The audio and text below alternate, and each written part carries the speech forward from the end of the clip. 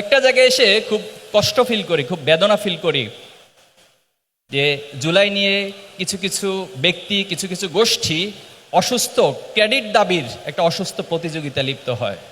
এগুলো আমাদেরকে খুব ব্যথিত করে।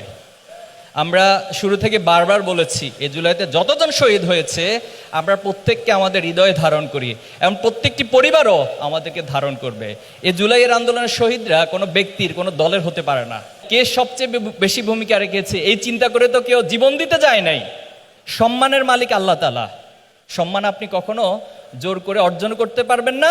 সম্মান টাকা দিয়ে কেনার বিষয় নয়, বরং আপনি আপনার কাজ করে যাবেন, সম্মান আল্লাহ তাআলার পক্ষ থেকে আসবে। অত ইজ্জু মান্তাসা অত জিল্লু মান্তাসা, আমরা এই বিশ্বাস স্থাপন করি এবং আমরা কাজ করে যাচ্ছি। কেউ আমাদেরকে স্বীকৃতি দিক অথবা না দিক, আমরা মহান আল্লাহর কাছে আমাদের প্রত্যেকটা কাজের ফল, তিনি আমাদেরকে যতটুকু দুনিয়াতে সম্মান দিতে চান সেখানে আমরা আলহামদুলিল্লাহ পড়বো।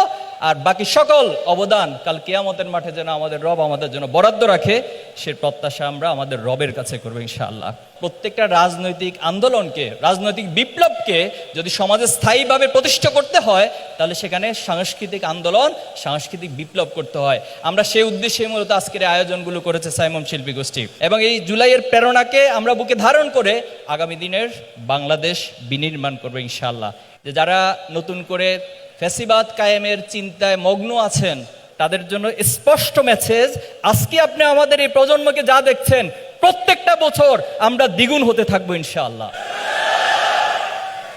আমরা আজকের এই প্রজন্ম বলতে চাই, আমরা সেই দিন হব শান্ত যবে উৎপীড়িতের ক্রন্দনরোল আকাশে বাতাসে ধ্বনিবে না, সব জায়গায় ন্যায় প্রতিষ্ঠিত হবে এই প্রজন্ম, সেই দিন হবে শান্ত ইনশাআল্লাহ। জুলাই জাগরণ, জুলাই জাগরণ।